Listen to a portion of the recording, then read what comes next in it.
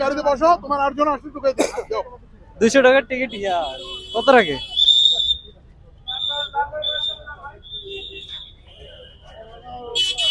Ticket syndicate, আমরা দেখিয়েছিলাম police arrest করলো একজন টিকিট সিন্ডিকেটকে। তো